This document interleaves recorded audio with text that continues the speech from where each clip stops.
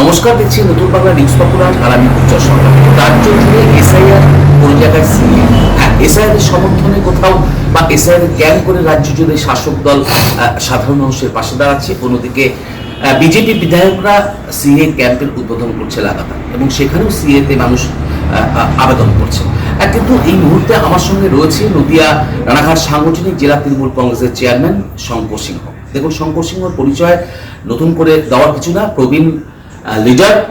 তার কারণ আপনারা জানেন, নদিয়ানা রাজ্য স্তরের একদম ডানপন্থী দলের এক অন্যতম মুখ শঙ্কর সিং।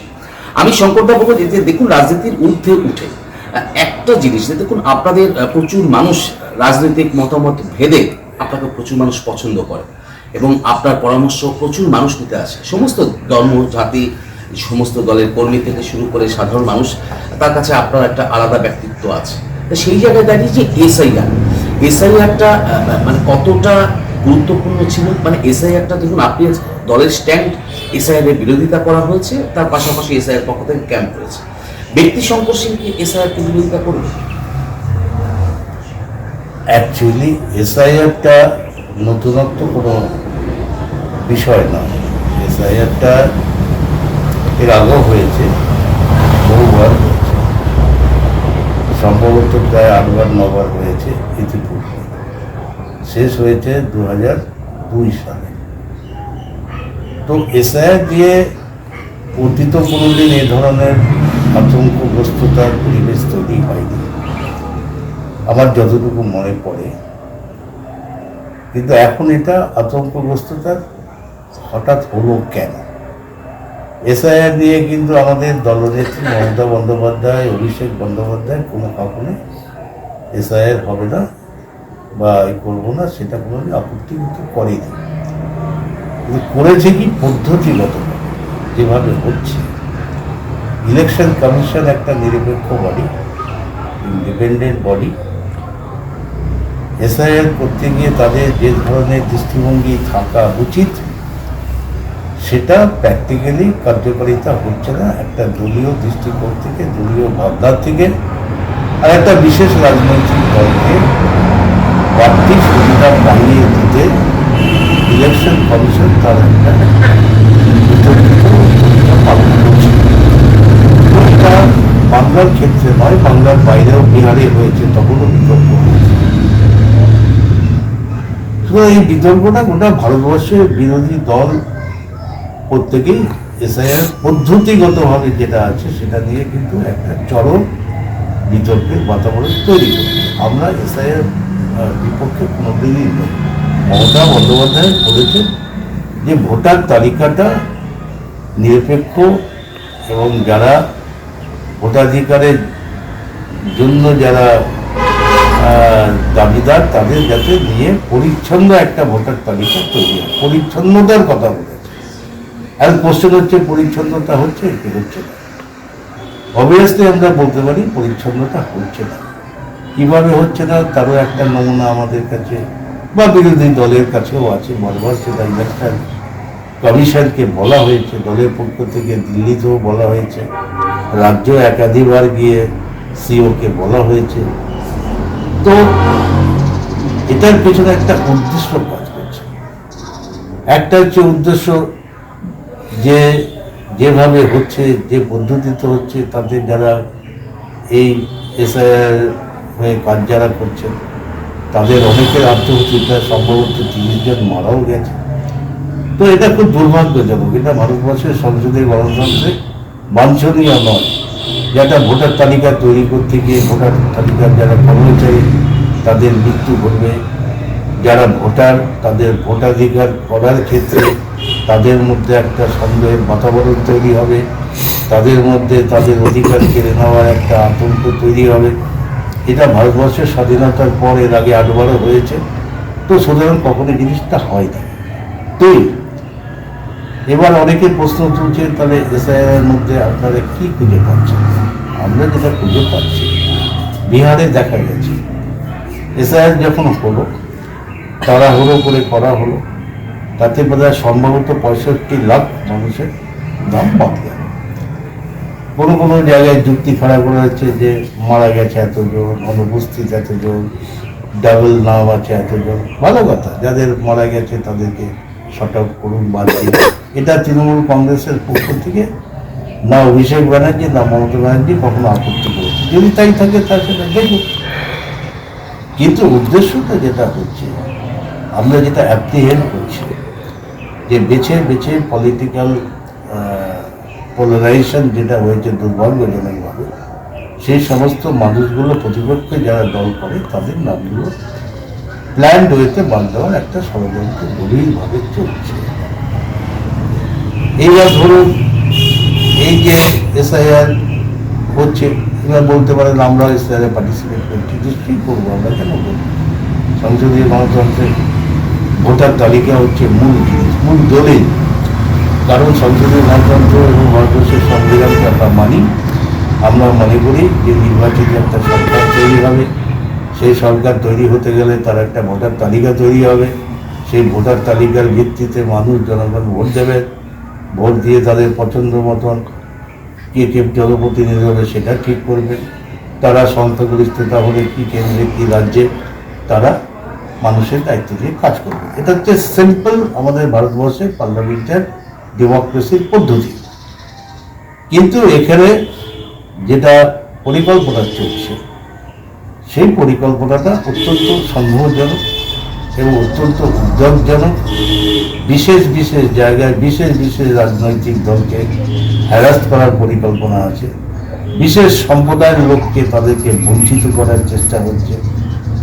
এই যে প্রক্রিয়া, এই প্রক্রিয়া আমরা প্রত্যক্ষ এবং পরোক্ষভাবে দেখতে পাচ্ছি। ভারতীয় জনতা পার্টির একটা একদলীয় শাসনের প্রবণতা, যেটা ফ্যাসিস্ট নেচারে, পলিটিক্যাল নেচারে যেটা প্রতিষ্ঠিত হয়। দেখুন, সংসদীয় গণতন্ত্রকে ব্যবহার করে হিটলারের জন্ম তো হতে পারে না, তারা সাহিত্য তৈরি করা যায় না, বা সেটাকে মান্যতাও দেওয়া যায় না এবং মানাও সম্ভব না। আরে হিটলারও তো নির্বাচিত হয়েছিল, সেও নির্বাচন করেছিল, নির্বাচনের মধ্যে দিয়ে সে সেখানকার জেনারেলবাসীর জন্য দায়িত্ব দিয়েছে, কিন্তু তার পরিণতি গোটা বিশ্বে কি হয়েছে আজও হিটলারের ইতিহাসকে বলতে পারে না। একদিনে 30 লক্ষ লোককে হত্যা করেছে গ্যাস চেম্বারের জন্য। তো সুতরাং এই যে প্রবণতা, এই প্রবণতা ভারতীয় জনতা পার্টি, বিশেষ করে নরেন্দ্র মোদী এবং অমিত শাহের যে পরিকল্পনা, যে সংসদীয় গণতন্ত্রকে, তার আইনকে ব্যবহার করে হিটলারি কায়দায় ভারতবর্ষের একক রাজনৈতিক দলের দ্বারা এক নায়কতন্ত্রের পথে হাঁটতে চাইছে। যেমন একটা ছোট উদাহরণ দিই, অনেকের হয়তো আমাদের স্মৃতিতে থাকে, স্মৃতির বাইরেও চলে যায়। নরেন্দ্র মোদী একটা আওয়াজ তুললেন এবং ভারতীয় জনতা পার্টি একটা আওয়াজ তুললেন, one nation one vote, one vote one nation. উনি ভাবতে পারেন ভারতবর্ষের পার্লামেন্টারি ডেমোক্রেসিতে কোনোদিন এটা কার্যকারী করা সম্ভব? এটা হতে পারে? ভারতবর্ষের সংবিধানে যুক্তরাষ্ট্রীয় ব্যবস্থা আছে, যুক্তরাষ্ট্রীয় ব্যবস্থায় একটা রাজ্য থাকবে, কেন্দ্র থাকবে, কেন্দ্রের একটা অধিকার সুনিশ্চিত করা আছে আমাদের সংবিধানে, রাজ্যেরও একটা সাংবিধানিক অধিকার সুনিশ্চিত করা আছে যে রাজ্য কিভাবে চলবে। এখন কথায় কথায় ধরে নিই, আমাদের সিস্টেমে কি আছে, একসঙ্গে দেখবেন সব রাজ্যের কিন্তু ভোটটা হয় না। কেন হয় না? ধরুন 5 বছর মানুষের থাকার ক্ষমতা, 5 বছর মানুষের দ্বারা নির্বাচিত সরকার থাকবে, সে কেন্দ্রের হোক রাজ্য বা পৌরসভা হোক কি পঞ্চায়েত হোক। এবার ধরুন বিহারের আমাদের বাংলার নির্বাচনের সঙ্গে 1 বছর ডিফারেন্স আছে, অর্থাৎ এই গত কয়েকদিন আগে বিহার হয়ে গেল, এরপরে বাংলায় 26-এ হবে। তাহলে এই যে সাংবিধানিক অধিকার যে আপনাকে 5 বছরের জন্য সরকার চালানোর অধিকার দিয়েছে, তাহলে কি হবে? তাহলে এই 1 বছরের আগে ওটাকে ভেঙে দেওয়া হবে? এরকম অনেক রাজ্য আছে যেখানে 1 বছর 2 বছর পরে ভোট আছে, অন্য রাজ্যের সঙ্গে তার পার্থক্য হচ্ছে এটা। তাহলে সমস্ত ভারতবর্ষের রাজ্যগুলোকে ভেঙে দিয়ে একসঙ্গে করতে হবে? এটা ভারতবর্ষে বি.আর. আম্বেদকরের দেয়া সংবিধান রচয়িতা যারা করে দিয়ে গেছে সুস্পষ্টভাবে, পরিচ্ছন্নভাবে, সেটাকে ভাঙতে চাইছে। তার মানেটা কি? তার মানেটা হচ্ছে একটার পর একটা রাজ্য, আগে যেমন আলেকজান্ডার একটার পর একটা জায়গা দখল করে এগোচ্ছেন। চেঙ্গিস খানও আসছে, চেঙ্গিস খান একটার পর একটা জায়গা লুণ্ঠন করছে, লুট করে যাচ্ছে, মানুষকে হত্যা করতে যাচ্ছে। ঠিক তেমনি এরা চাইছে ভারতবর্ষের যতগুলো রাজ্য আছে সে রাজ্যগুলোকে এই প্রক্রিয়ার মধ্য দিয়ে, অসংসদীয় গণতান্ত্রিক ব্যবস্থার মধ্য দিয়ে সেগুলোকে সারা ভারতবর্ষে দখল করে। আর এই দখলই প্রক্রিয়ার মধ্য দিয়ে এবার ওয়ান নেশন ওরা ঝান্ডা ওঠাতে চাইছে, অর্থাৎ কেন্দ্রের ভোট এবং রাজ্যের ভোটকে সম্মিলিত করে। যেমন ওরা বলে কোথায় 19টা স্টেটে ওরা ক্ষমতায় আছে, তো অবশিষ্ট যে স্টেটে আছে বিরোধী দলেরা তাদেরকে অবলুপ্তি ঘটাও, বিহারের মতন করো, বাংলায় করো, সব জায়গায় এভাবে লুট করো, করে ওয়ান নেশন ওয়ান ভোট, তার মানেটা এই দাঁড়ায়। অর্থাৎ হিটলারির ভাবনা, হিটলারির তত্ত্ব, হিটলারির দর্শন ভারতবর্ষে এই এসআইআর এর মাধ্যমে এরা করতে চাইছে। দেখুন, এসআইআরটা রয়েছে, অনুপ্রবেশকারী যেভাবে মানে বিরোধীদের কথায় অনুপ্রবেশকারী ছিঁড়ে গেছে বাংলাদেশ, এবং তারা বলছে যে অনুপ্রবেশকারীদের ভুয়ো ভোটার দিয়ে আপনারা ব্যবহার করে ক্ষমতায় আসেন।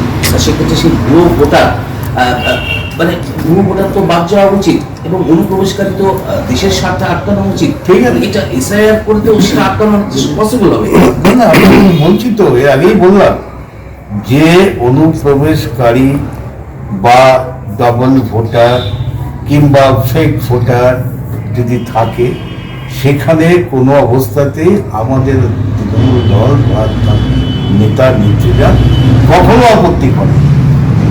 এইবার আপনি বলছেন অনুপ্রবেশকারী, কে অনুপ্রবেশকারী, কারা অনুপ্রবেশকারী? একদিকে উগ্র হিন্দুত্বের কথা বলছে, আর একদিকে আরেকটি দুর্ভাগ্যজনকভাবে একটা সম্প্রদায়কে আইডেন্টিফাইড করছে যে দোজ আর অল অনুপ্রবেশকারী। এটা হয় নাকি কোনো? এই যে যতগুলো জায়গায় করেছেন আপনারা, বিহারে করেছেন, কটা অনুপ্রবেশকারীকে আইডেন্টিফাই করে বের করতে পেরেছেন? কজনকে পেরেছেন? এটা আপনি মানুষের কাছে রাখুন না যে এত হাজার, এত লক্ষ অনুপ্রবেশকারী। এটা হচ্ছে একটা ধর্মীয় উন্মাদনাকে উন্মাদিত করে সংসদীয় গণতন্ত্রের ভোটকে ক্যাশ করা। এক। দুই, আমি খুব খোলাখুলি বলি, কোনো তঞ্চকতা নেই, আর রাজনীতিও এর পেছনে নেই, আমার অনুভূতির কথা বলি। আমি হিন্দু, আপনিও বোধহয় হিন্দু। আমরা হিন্দুরা সবচেয়ে বেশি ওপার বাংলার থেকে আসা।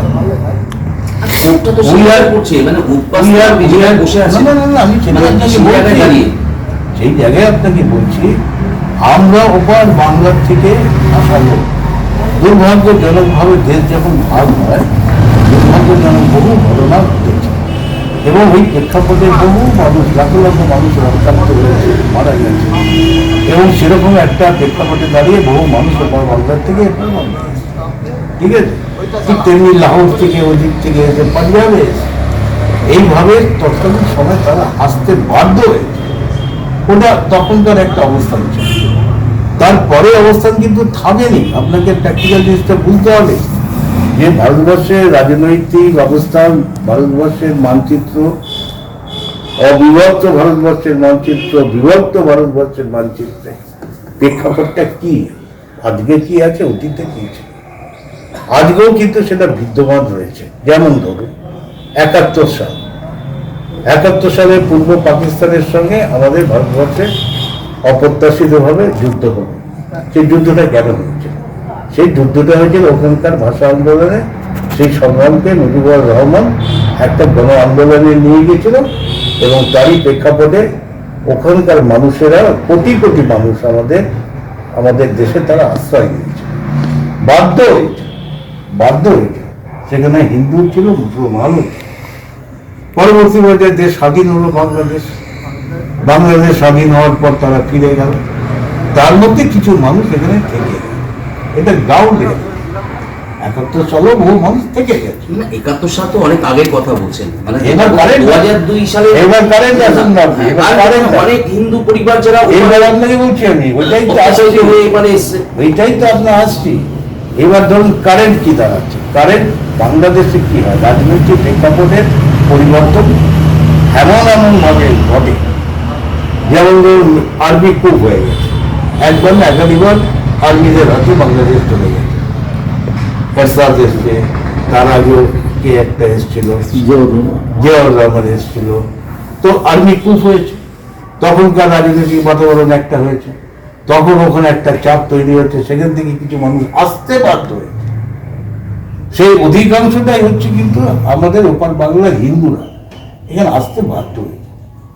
এইবার যখন রিসাইড হাসিনার যেটা হলো, এই যে প্রেক্ষাপট আছে এখন, হাসিনার ঘটনা ঘটার পরে অনেক হিন্দু অত্যাচারিত মনে হয়েছে, অনেক মন্দির ভাঙা হয়েছে, অনেক বাড়ি পোড়ানো হয়েছে, বহু ধর্ষণ হয়েছে, অনেক কিছুই ঘটনা ঘটেছে। তো এটা অন্য রাষ্ট্রের ব্যাপার হলেও কিন্তু আমাদের রাষ্ট্রের উপর একটা চাপ পড়ে, প্রত্যক্ষভাবে না হলে পরোক্ষভাবে চাপ পড়ে। এখন সেই ক্ষেত্রে সেখানকার মানুষেরা অনেকে, তার পার্সেন্টেজ খুব কম, তারা হয়তো এখানে সিকিউর ফিল করে অনেকে থেকে গেছে রুটি রোজগারের জন্য অনেকে আসে। এখন তারা কারা? তারা সব কি আতঙ্কবাদী? তা তো নয়।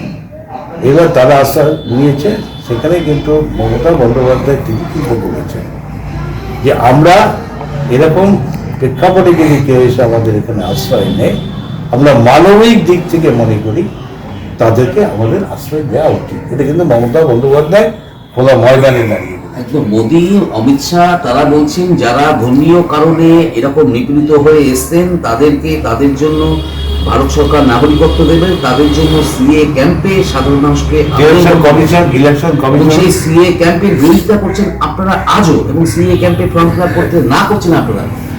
আপনার এখানে সিএ কি চালু হয়েছে? চালু হয়েছে বাংলায়? ন। আসামে করেছেন, আসামে সরকার করেছেন? করেননি। এর উদ্দেশ্যটা কি? এর উদ্দেশ্য হচ্ছে সবচেয়ে বেশি ভিক্টিম হয়েছে আসামে 30 লক্ষ হিন্দু চলে গেছে আপনার ওই ক্যাম্পে, হ্যাঁ ডিটেনশন ক্যাম্পে, তারা 30 লাখ হিন্দু চলে গেছে অসম।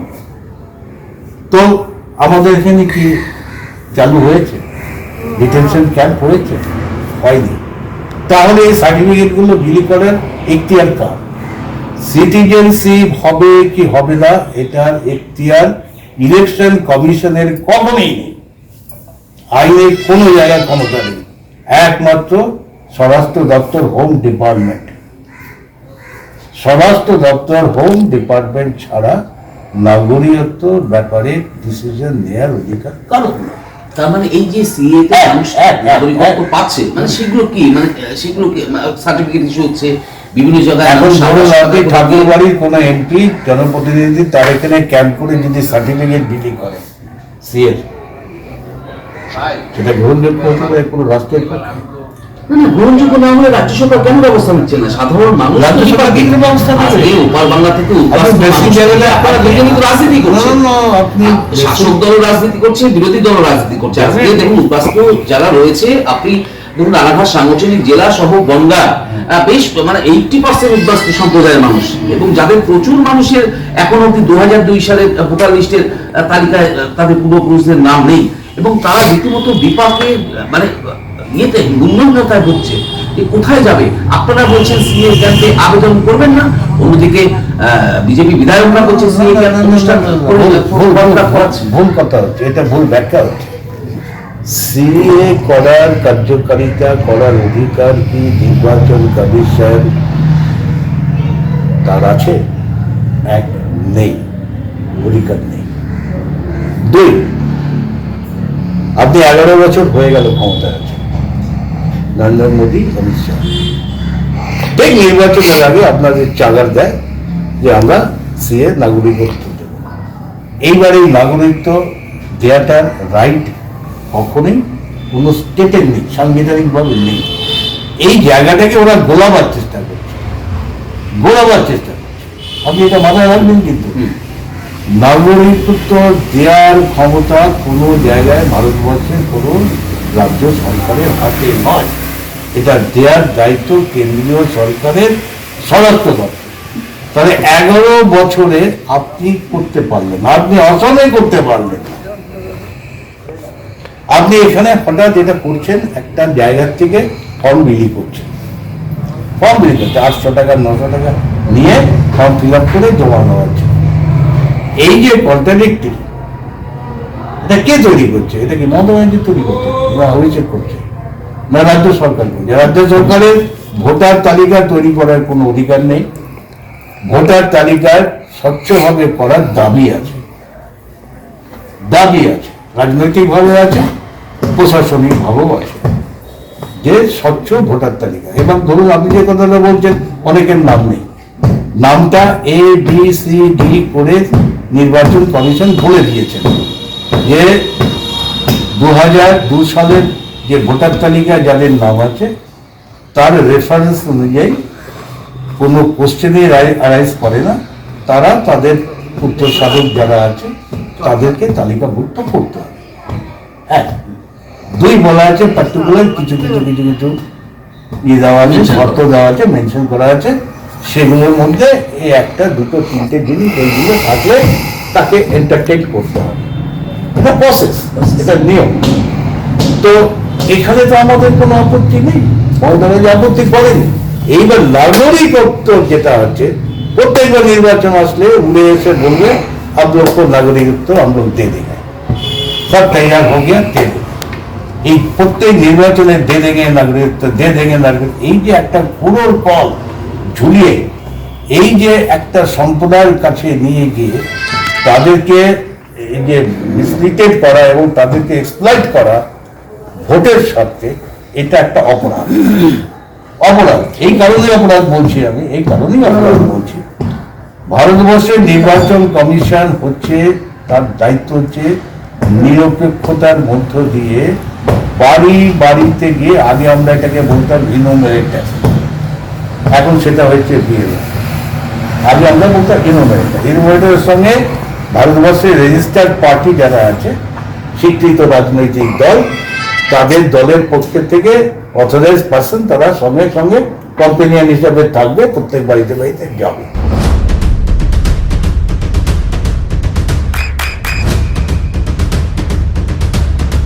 বৃষ্টিতে স্বস্তি। বৃষ্টি অ্যাকোয়া, বিশুদ্ধ পানীয় জল। তাহলে এখানে এই নিরপেক্ষতার কোন জায়গায় ব্রেক করে একটা রাজনৈতিক দলের স্বার্থে করছে। 1, 2, এই ভোটার তালিকার মধ্যে একটা সম্প্রদায়কে আইডেন্টিফাই করা হচ্ছে। ভারতীয় জনতা পার্টির একজন নেতা ভারতবর্ষের সংবিধানে ওত নিয়ে সে কথা বলে, আমি বিরোধী দলের নেতার কোন রাইট আছে ভারতবর্ষের সংবিধানে যে আমার এখান থেকে যত একটা সম্প্রদায়ের নাম করে বলছে তাদেরকে গাড়িতে তুলে বোঝাই করে ওপার বাংলায় গিয়ে ফেলে দেবো? ওপার বাংলার লোক, অবৈধ লোক যারা আছে তাদেরকে গাড়িতে করে নিয়ে তুলে ওখানে ফেলে দেবো, এই যে বলছে, এটা প্রভোকেটিভ কথা। ইলেকশন কমিশন তো আছে, তারা ঠিক করবে যে কোন আমার বাড়িতে ভোটারটা মানে জেনুইন কি জেনুইন না, নাগরিক কি নাগরিক না। সেটা তো আমার কাছে তুমি কে? এটা হচ্ছে উগ্র ধর্মান্ধতাকে ব্যবহার করে, হিন্দু মুসলমান পলিটিক্সটাকে পোলারাইজ করে একটা সম্প্রদায়কে ক্যাপিটাল করতে চাইছে, কনসেন্ট্রেট করতে চাইছে। অর্থাৎ মুসলমান আমার দরকার নেই, এটা আমি বলছি নাকি, এটা উনিই বলেছেন যে আমার মুসলমান দরকার নেই। হয় কোনোদিন ভারতবর্ষের ইতিহাসে হিন্দু মুসলমান সবাই মিলে ব্রিটিশ সাম্রাজ্যবাদের বিরুদ্ধে লড়াই করে ভারতবর্ষকে গণতান্ত্রিক দেশ এবং ধর্ম নিরপেক্ষ দেশ প্রতিষ্ঠিত করেছে। সেখানে বিইং এ পার্লামেন্টারিয়ান বিশ্বাসী রাজনৈতিক দলের কর্মী, আমি কখনো বলতে পারি যে এই সম্প্রদায়কে এখান থেকে তাড়িয়ে দিতে হবে, ওভার বাংলা পাঠিয়ে দিতে হবে, এই করতে হবে। এবারে হচ্ছে কোশ্চেন, কারা আসছে, কারা আসছে আমি আপনাকে ফ্যাক্টরি বলি, আমরা হচ্ছি মাইগ্রেটেড, আমরা হিন্দুরা মাইগ্রেটেড হয়েছি, রাজনৈতিক কারণে আমরা হয়েছি হিন্দুরা মাইগ্রেটেড, মুসলিমরা কিন্তু মাইগ্রেটেড না, আমি নির্দ্বিধায় বলছি মুসলিমরা মাইগ্রেটেড। এবার কোশ্চেন হচ্ছে মুসলিমরা এখানে আসছে আতঙ্কবাদীরা সারা ভারতবর্ষকে টার্গেট করে তার আন্তর্জাতিক একটা সত্যি তার এজেন্ট হিসাবে কাজ করে বর্ডার ক্রস করে তারা আসছে। কেউ পাকিস্তান থেকে ঘুরে নেপাল হয়ে বাংলাদেশ হয়ে তারা আসার সুযোগ পাচ্ছে, আসছে, এসে এখানে কোনো কোনো জায়গায় ধামাকা তৈরি করছে। তা তার পার্সেন্টেজ দেখার জন্য দায়িত্ব সেন্ট্রাল গভর্নমেন্টে, হোম ডিপার্টমেন্টে। তার জন্য রেসপন্সিবল হতে পারে না আমার দেশের নাগরিক, সে হিন্দু হোক, মুসলমান হোক, যাই হোক, তাদেরকে আমি আইডেন্টিফাইড করে দেবো যে ইউর কমিউনিটিজ আর আতঙ্কবাদী কমিউনিটি। এটা হতে পারে একদম শঙ্করদা, আপনি ওই কমিটি নিয়ে কথা বলছেন। সম্প্রতি নদিয়া একদম কাছাকাছি জেলা মুর্শিদাবাদ বেলডাঙাতে গতকাল হুমায়ুন কবির আপনার বাবরি মসজিদের ভিত্তি স্থাপন করেছে এবং সেখানে দেখা গেছে প্রচুর সংখ্যক সংখ্যালঘু মানুষ, কেউ মাথায় ইট নিয়ে পৌঁছাচ্ছে, মানে কেউ বালি নিয়ে পৌঁছাচ্ছে, এবং হুমায়ুন কবিরকে সাসপেন্ড করার পর তিনি কিন্তু গতকালকে বাবরি মসজিদের ভিত্তি স্থাপন করেছেন। সেক্ষেত্রে আপনাদের দল মানে এই যে মুসলিম ভোট যেটাকে বলি, সেই ভোটে কি ভাটা এই মুর্শিদাবাদে পড়বে? দেখুন, একটা কথা বলি, হুমায়ুন কেন করছে, কি করছে, কি উদ্দেশ্য করছে, এটা ওই বলতে পারবে। যদি ওর যুক্তি এটা হয়ে থাকে যে তৃণমূল কংগ্রেসের আমি বিধায়ক, আমি আমার সমস্যার দলকে অনেকবার বলেছি, হয়তো দল সেটাকে আমাকে ভালোভাবে দেখেনি বা গুরুত্ব দেয়নি বা করেনি। এটা ছিল ওর প্রাথমিক অভিযোগ, মাইন্ডেড। এটা ছিল কিন্তু বেসিক অভিযোগ ছিল, পার্টির বিরুদ্ধে ছিল যে আমাকে বারবার গেছি, আমি বলেছি আমার এখানে এই সমস্যা, আমার দলের সমস্যা বা জেলায় আমার কোনো কোনো জায়গায় সমস্যা, দল এটা মনোযোগ দিয়ে দেখেনি বা উপেক্ষা করেছে। তা আমি বাধ্য হয়ে আমাকে সিদ্ধান্ত নিতে হচ্ছে। তাহলে ফার্স্ট পার্ট হচ্ছে দলের মধ্যে ওর গ্রহণযোগ্যতা কমে গেছে বা কমে যাচ্ছে বা কমিয়ে দেওয়া হচ্ছে, এই ভাবনায় ওর মধ্যে একটা আবেগ থাকতে পারে, ক্ষোভ থাকতে পারে, যন্ত্রণা থাকতে পারে। তো সেই যন্ত্রণাকে প্রশমিত করার জন্য অনেক পথ পন্থা আছে বলে থাকে, প্রত্যেকেরই থাকে। আমাদেরও কিছু কিছু দাবি আছে, ক্ষোভ আছে, ভাবনা আছে, সবারই থাকে, মানুষ তো আমরা। তা হঠাৎ করে বাবরকে কোথার থেকে টেনে নিয়ে আসলো, কোথার থেকে টেনে নিয়ে আসলো? তার একটা কারণ, দ্যাট ইজ অ্যালার্মিং। সেটা হচ্ছে ওই জায়গাটা হচ্ছে মাইনরিটি বেসড এরিয়া, সংখ্যালঘু সম্প্রদায় মানুষ সবচেয়ে সংখ্যার দিক থেকে বেশি। ভারতবর্ষের রাজনীতিটা দুর্ভাগ্যজনকভাবে হিন্দু মুসলমানের দিকে ধাবিত হয়ে গেছে। ভারতবর্ষ, আমি বাংলার কথা বলছি না, অর্থাৎ ভোট পলারাইজেশনে চলে গেছে। ভোটকে পলারাইজ করো, বিজেপি চাইছে হিন্দুগুলোকে কনসেন্ট্রেট করো, একটা জায়গায় কনসেন্ট্রেট করে কনফাইন করে তাদের ভোটটা ক্যাশ করো। স্বাভাবিকভাবে হিন্দুরা এই রাষ্ট্রে মেজরিটি, সেই ভোটটাকে আমি আমার মতন করবো। আর নতুন ওদের উদ্দেশ্য যেটা এই থেকে বোঝা যাচ্ছে, ওরা উদ্দেশ্য প্রণোদিতভাবে মাইনরিটি ভোটটা তারা অনেক সচেতন এবং ওরা ওদের কমিউনিটিকে সিকিউর রাখার জন্য ওরা যথেষ্ট সচেতন নাগরিক। ওরা জানে যে আমার কমিউনিটিকে সিকিউর করতে গেলে পরে ধর্মনিরপেক্ষ সিকিউর যদি কমিউনিটি না তৈরি করা যায় বা সে ধরনের কোনো নেতার সঙ্গে আমাদের আশ্রিত না হয়ে যায়, তাহলে এই দেশে আমরা ইনসিকিউর হয়ে যাই। Question number 1। তো সেখানে কি হতে পারে? সেখানে বাংলার বুকে মাইনরিটির লোকেরা তাদের বিশ্বাস যে মমতা বন্দ্যোপাধ্যায় ধর্মনিরপেক্ষ ব্যক্তিত্ব, তার চেহারা ধর্মনিরপেক্ষতা, তার কাছেই আমরা সুরক্ষিত, তার দ্বারাই আমরা সুরক্ষিত। একসময় দেখবেন জ্যোতিবাবুকে মনে করত যে ওদের লোক, জ্যোতিবাবু থাকতে আমরা সুরক্ষিত এক সময়। তার আগে মনে করত কংগ্রেস, সিদ্ধার্থ রায় থাকতে আমরা সুরক্ষিত। এটা এক একটা সময় এক একটাই হয়। সারা ভারতবর্ষে এক সময় কংগ্রেসকে মনে করত যে আমরা ধর্ম নিরপেক্ষ শক্তির কাছে সুরক্ষিত হয়। আজকে সেই জায়গায় ওর মাথায় ঢুকেছে বা কেউ ঢুকিয়েছে বা কেউ এটাকে ওকে ওই ফিলসফিটা মাথায় দিয়েছে যে মাইনরিটি জায়গাটা আছে, ভেরি সেন্সিটিভ ইস্যু, এই ইস্যুটাকে তুমি কাজে লাগাও, ক্যাশ লাগাও।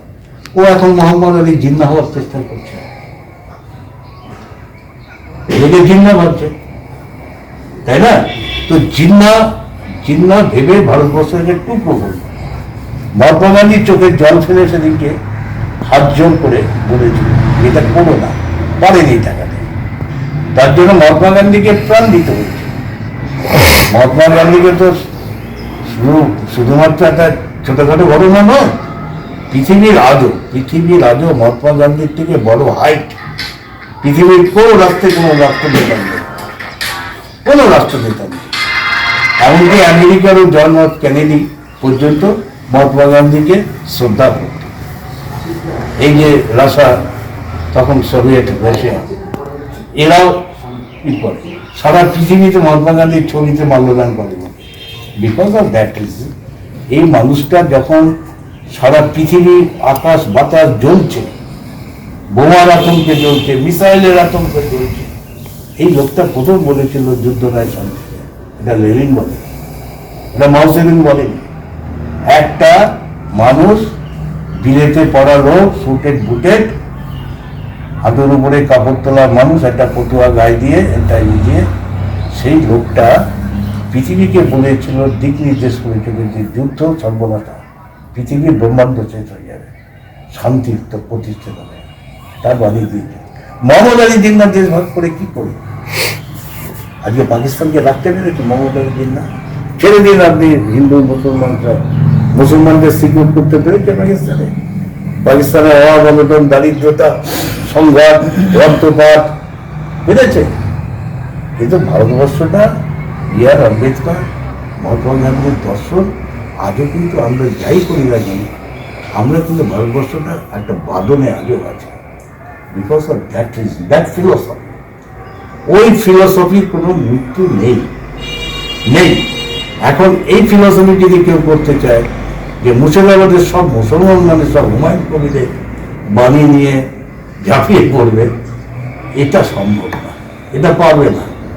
এটা সাময়িক একটা মানুষের মধ্যে হ্যাভ অ্যান্ড হ্যাভ নটসের যেমন লড়াই থাকে, ওরকম দুর্ভাগ্যজনকভাবে একটা রিলিজিয়াস প্রসেসে কিছু মানুষ বিভ্রান্ত হয়ে থাকে। কিন্তু তার মানে এই নয় যে ওই কমিউনিটির লোকেরা বোঝে না, জানে না যে আমাদের ভারতবর্ষের ধর্ম নিরপেক্ষতা কত জরুরি, তাই না? পৃথিবীর দ্বিতীয় বৃহত্তম রাষ্ট্র যেখানে মুসলমান সবচেয়ে বেশি, ইন্দোনেশিয়ার থেকে বেশি, পাকিস্তানের থেকে বেশি,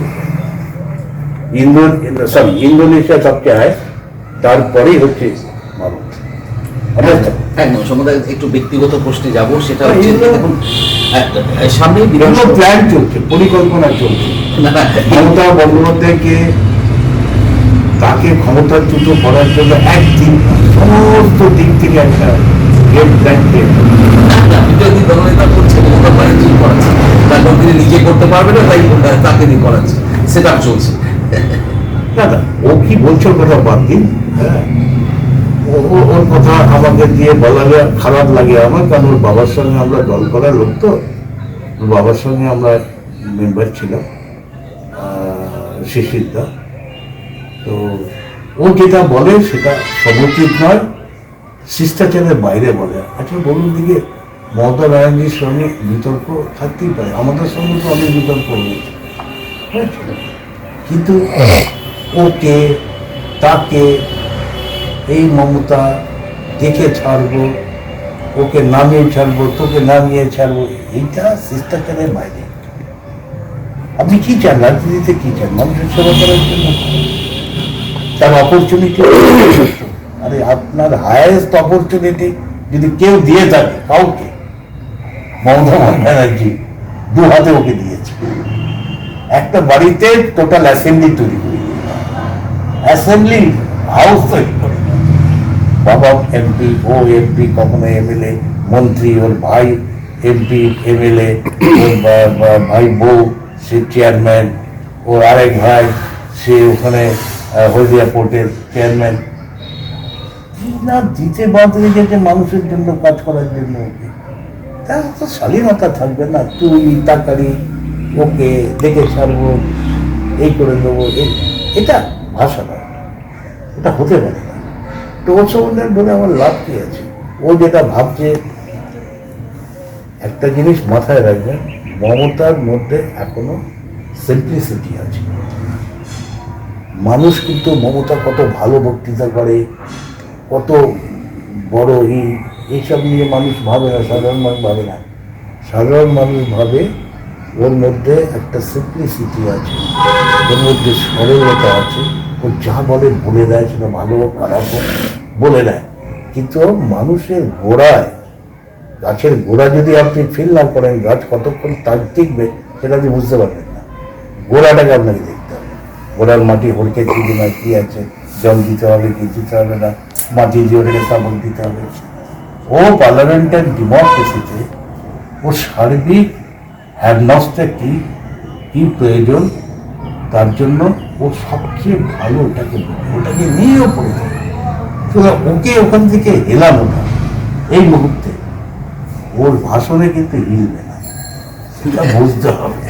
একদম সময় ঘনিয়ে এসছে, সেটা আমি শেষ প্রশ্ন যাবো। সামনে বিধানসভা নির্বাচন, গতবার রানাঘাট উত্তর পশ্চিম থেকে আপনি প্রতিদ্বন্দ্বিতা করেছেন, তা এবার বিধানসভা নির্বাচনে কি আপনি প্রতিদ্বন্দ্বিতা করবেন কোথাও বা সেরকম কিছু আপনার দিক থেকে? এই প্রশ্নটার উত্তর দিলে হবে কি, কিছু লোক অসুস্থ হবে, কিছু লোক সুস্থ হবে। তো আমি এই প্রশ্নের মধ্যে যাই না।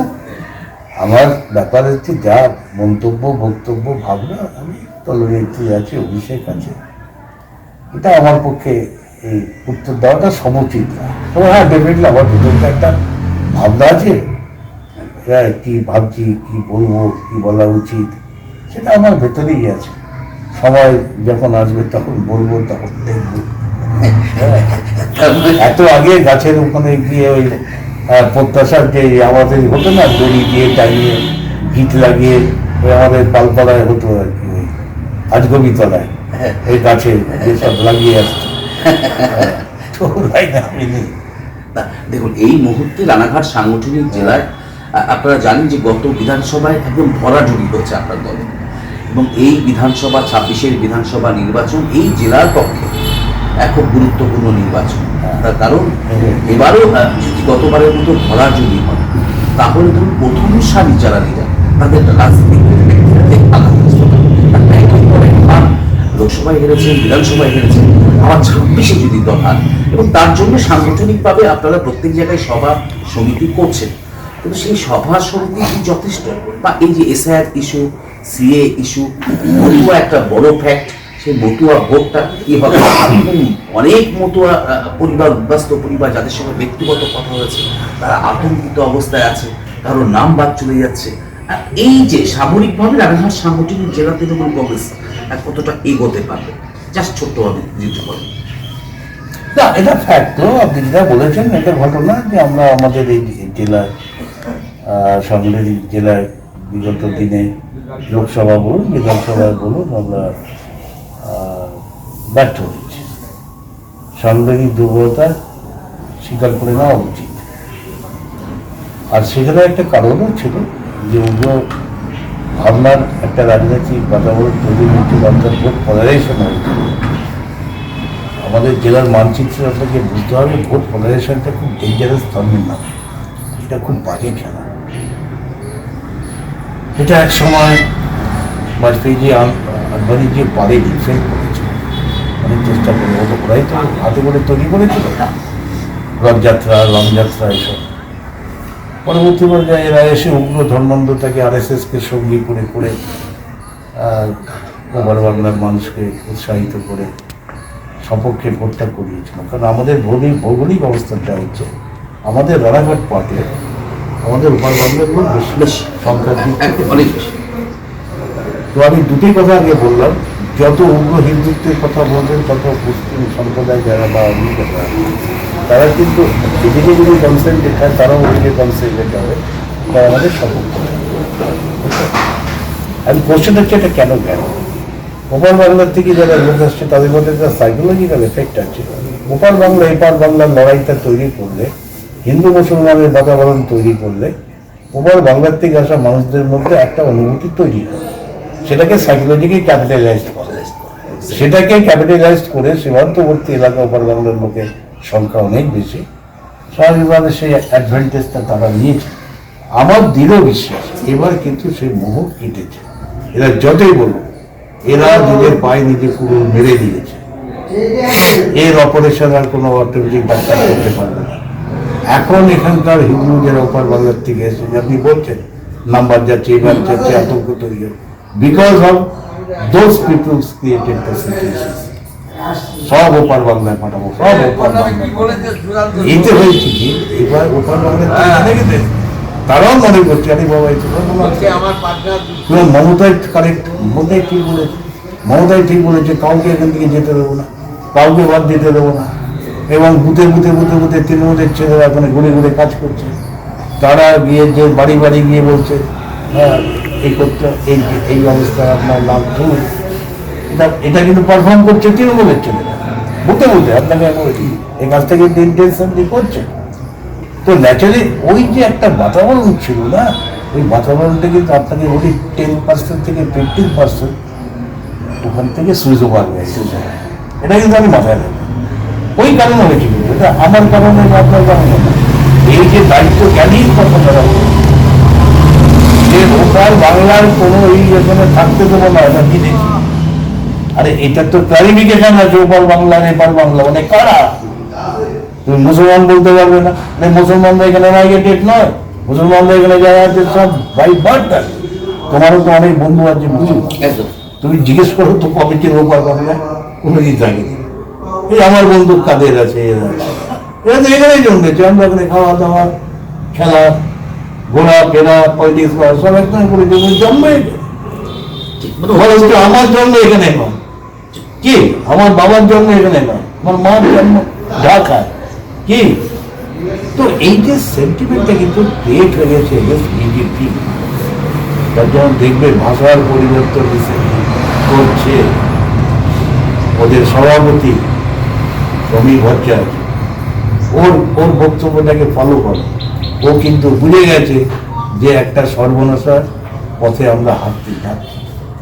যার জন্য বলছে না, ব্যালেন্স করছে না যে এখানকার মুসলমান যারা আছে আপনারা তুমি ব্যবস্থা হবেন না, কি হবেন না। মুসলমানরা আমাদের এই দেশের যারা, এই দেশের যারা, তাদের কোনো চিন্তা নেই। এই যে ভাষণ পরিবর্তন করছে বিকজ অফ পার্লামেন্টের ভোটকে মাথায়। আর আপনি যেটা বলছেন যে সিটিজেনশিপ কোন অবস্থাতে না, এটা ভুতুরে প্রোগ্রাম। 11 বছরের মধ্যে করতে পারলো না।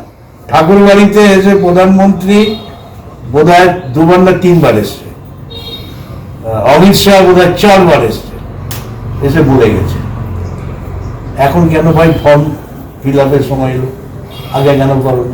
আর যদি তোমাদের করতে হয় সিটিজেনশিপ, তাহলে অসমে কেন করছো না? অসমে কেন ফেলে রেখে দিয়েছ? কেন ওখানে বাস হয়ে যাবে। 30,000 হিন্দু ওখানে ওই ক্যাম্পে পড়ে আছে। একদম দেখুন, আমি দু কথায় আপনার শেষ উত্তর চাইবো। সেটা হচ্ছে সিপিএম এর পক্ষ থেকে বাংলা বাঁচাও যাত্রা শুরু হয়েছে এবং সেই বাংলা বাঁচাও যাত্রা মালদা থেকে শুরু করে বিভিন্ন জেলা হয়ে কলকাতায় যাবে। এবং সিপিএম এর বরাবরই অভিযোগ যে একদম এই যে ধর্মান্তরের রাজনীতিতে ধর্ম নিয়ে আসা, রাজনীতি যে মতুয়া বলছি আমরা, এই যে মাইনরিটি ভোট বা এইগুলো ছিল না তাদের আমলে। মানে 2011-তে বা 2011-তে আপনারা ক্ষমতায় আসার পরেই আপনারা এগুলোকে ক্রিয়েট করেছেন। এবং তৃণমূল বিজেপি সেট আপ, তার কারণ আজ যে তৃণমূলে কাল সে বিজেপি, এবং কাল যে বিজেপিতে সে আজ তৃণমূলে। এই যে জায়গাটা দেখুন, তার এক্সাম্পল প্রচুর রয়েছে। দেখুন প্রচুর বিতর্ক রয়েছে, রানাঘাট সাংগঠনিক জেলাও তার চিত্র অনেক দেখা গিয়েছে যে আজকে বিজেপি কাল সে তৃণমূল, এরকম ছবি তো অনায়াসে দেখছে মানুষ। তা সেই পক্ষ থেকে তারা বাংলা বাঁচাও যাত্রাও করছে। একদম দু কথায় যদি দেখুন, সিপিএম যেটা বলছে যে ওদের সময় ছিল না, এই সময় হয়েছে, এটাও ঠিক কথা বলছে না। ওদের সময় দাঙ্গা হয়েছে, কলকাতায় কারফিউ হয়েছে এই 6 তারিখকে কেন্দ্র করে বাবরি মসজিদে। তার আগে চাপড়াও জ্বলেছে, ইন্দিরা গান্ধীকে তখন আসতে হয়েছিল, মুর্শিদাবাদও জ্বলেছে। আসলে ওটা কথা নয়, তবে হ্যাঁ মানে পোলারাইজেশন অফ ভোটটা এতটা তীব্র গতিতে ধর্মের উন্মাদনায় এই সময়টা ছিল, এটা ফ্যাক্ট। কিন্তু একটা জিনিস খেয়াল রাখবেন, গান্ধীজি কবে হত্যা হয়েছে? 1948। গান্ধীজি যখন হত্যা হয়, আমরা তো ছোটখাটো লোক, আমাদের ভাবনা খুব সীমিত, ছোট ব্রেনে, অনেক বড় বড় মাথা আছে, তারা আজ পর্যন্ত উত্তর দিতে পারেনি যে তখন গান্ধীজি হত্যা হয়েছিল কেন, কি কারণে। ভারতবর্ষের স্বাধীনতার উন্মাদনায় সমস্ত জাতি ধর্ম নির্বিশেষে সবাই রাস্তায় উৎসব করছে, আর তখন নাথুরাম গডসে খোরকার রিভলভার দিয়ে হরপালের দিকে হত্যা করছে। সেই সময় থেকে যে বীজটা রোপণ হয়েছিল,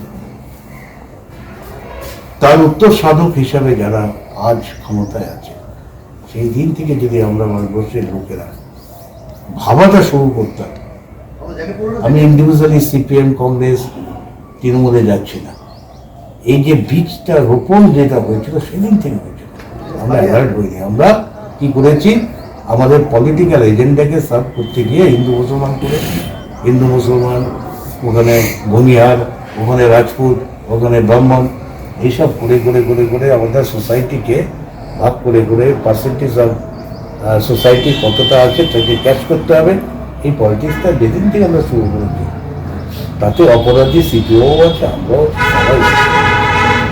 সবাই আছে। যেটা এই মুহূর্তে যেটা দরকার, যেটা ওরা পদযাত্রা করে যে করা উচিত, রাজনৈতিক দল 34 বছর ক্ষমতায় থেকে আজকে শূন্য হয় কি করে, এটা হিস্টোরিক্যাল ব্লান্ডার তো, যেখানে জ্যোতিবাবুর মতন, বিটি রণদেবের মতন, নামরুদ্দি পদের মতন লোক, সুরজিৎ,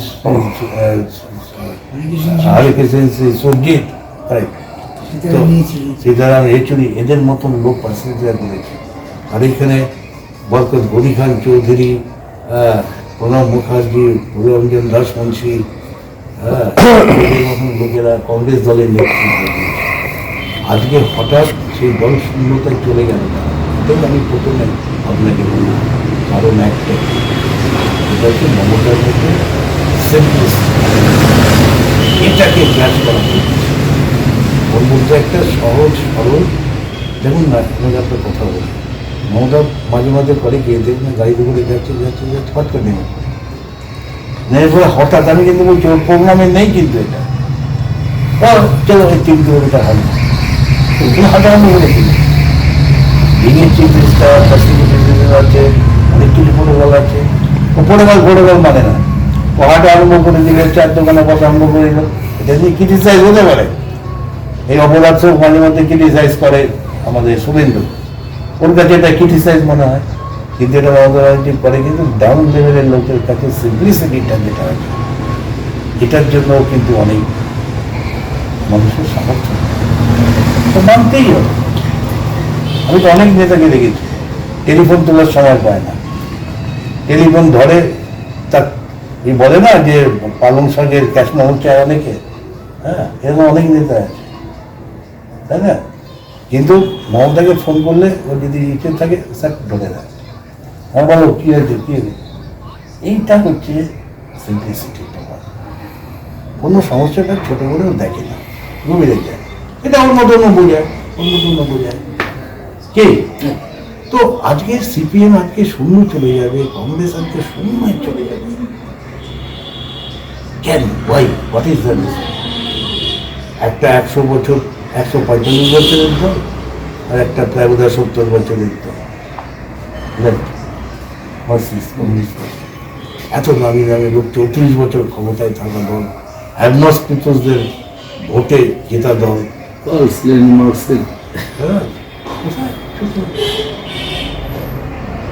এখন ওরা করছে, ওদের নতুন নতুন যুবক ছেলেরা, ভালো ভালো ছেলে সব সেখানে করে রাখে, কয়েকটা ইয়াং ছেলে আছে, ওদের উচিত ছিল অনেক আগে একটা জেনারেশন ক্রিয়েট করে যাওয়া, লোকটার উচিত ছিল।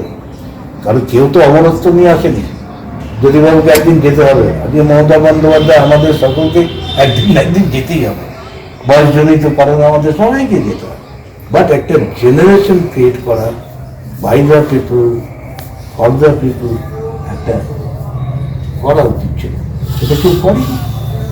আজকে অধীর চৌধুরীর চেহারা থেকে মমতা ব্যানার্জিকে তুমি কমব্যাক করতে পারবে, সুজন চক্রবর্তীর চেহারা দিয়ে তুমি মমতাকে কমব্যাক করতে পারবে, কথা না বুঝলে? মমতার যে চেহারাটা আছে তার কাউন্টার ফেসটা কি তুমি শুভেন্দুকে দিয়ে করবে না? অনেকটা দিকে পড়বে, হয় না। মানুষ ফেস ভ্যালুসের উপর একটা factor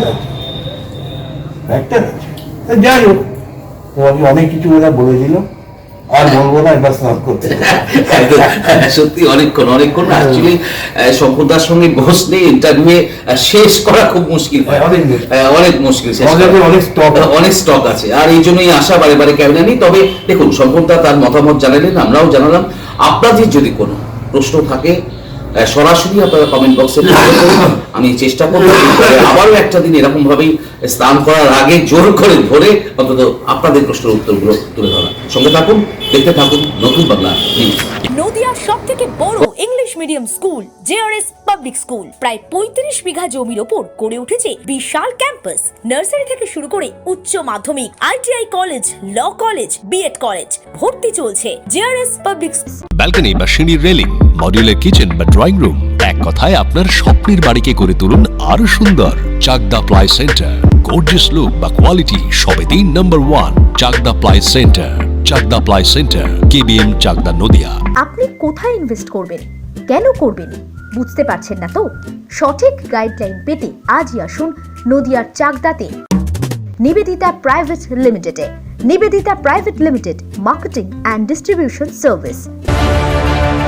Chakdah aluminium centre, ply, কাঁচ, laminates, kitchen fittings, door lock, window ও অ্যালুমিনিয়ামের খুচরো ও পাইকারি বিক্রেতা। Chakdah aluminium centre, Purbalalpur 50 number রেলগেটের পাশে, চাকদা, নদিয়া। হোমওয়ার্কটা করেছো? হ্যাঁ স্যার। এ বাবা, ভুল করেছো কেন? চোখে কেমন ঝাপসা দেখছি, লিখতে আর পড়তে খুব সমস্যা হচ্ছে। চাকদার মডার্ন অপটিক্স থেকে ভালো চোখের ডাক্তার দেখিয়ে নাও। প্রতিদিন প্রকৃত চোখের ডাক্তার ও দৃষ্টি বিশেষজ্ঞ মডার্ন অপটিক্স, চাকদহে। স্যামসাং, জিও, রিয়েলমি, নদিয়ার একমাত্র অথরাইজড ডিস্ট্রিবিউটর ঘোষ কমিউনিকেশন, থানার মোড়, চাকদা। ভাবছেন 3 স্টার ক্যাটাগরিতে কাটাবে? রুম রে মাত্র 1500 টাকা থেকে স্টার, খাওয়া দাওয়া রিজনেবল প্রাইস। নদিয়ার একমাত্র 3 স্টার ক্যাটাগরি হোটেল এনবি সোনার বাংলা হোটেল, কল্যাণী এইমসের ঠিক উল্টো দিকে, কল্যাণী, নদিয়া। নদিয়া জেলার সবথেকে বড় বিল্ডার্স চাকদার মা মনসা বিল্ডার্স, রড ও সিমেন্টের পাইকারি ও খুচরো বিক্রেতা। মা মনসা বিল্ডার্স, পদ্মবিলা, চাকদা, নদিয়া। রড কেনাকাটায় থাকছে ডিসকাউন্ট অফার। মা মনসা বিল্ডার্স,